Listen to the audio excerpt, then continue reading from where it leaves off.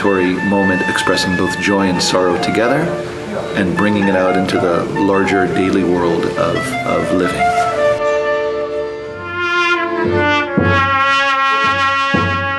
Occasionally we're asked to play Israeli tunes. I don't like playing them. I don't like the way they sound. They sound sugary sweet and they sort of cloying. Whereas what I like about the Klezmer music is it's not sweet. And it sounds a little dark and interesting. Welcome everyone to the Cactus Cafe for Klezmer and the Art of Mixed Dancing. It's wonderful to have everybody here. Tonight we have this very interesting conversation about Klezmer music. We also have 5 Klezmer bands joining us, so it's going to be quite fun. It showed a very beautiful artistic expression that truly expressed Jewish feelings and way of life.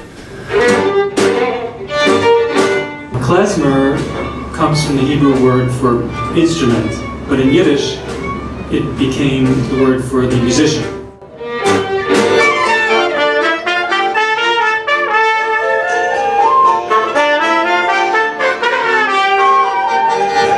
I can't say that I found Klezmer and Klezmer found me. And when I first heard it, I thought, this makes sense to me, and I felt at home with it.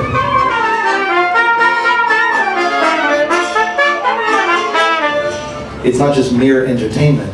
This is trying to express your very life. The sense of joys and the sense of frustrations, the sense of blessings and the sense of revolt that is inherent in sounding on your individual voice as you play.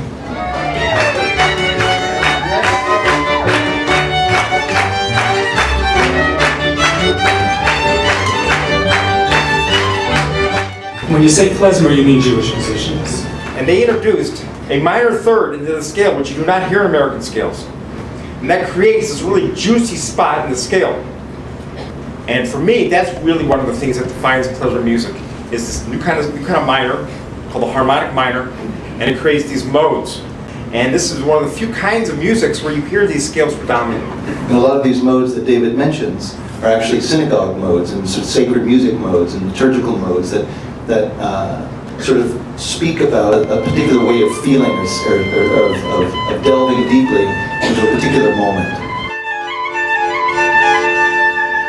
And Klezmer in itself situates between the sacred and the secular, between the holy and the profane.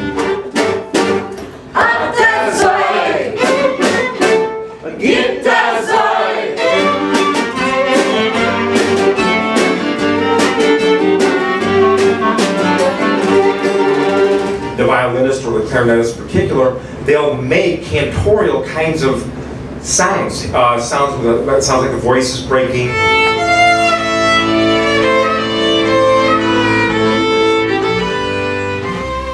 To me, it's a music that's interested in breaking open our hearts and to recreating a world that we certainly may not have known, and yet still has a lingering presence in our life.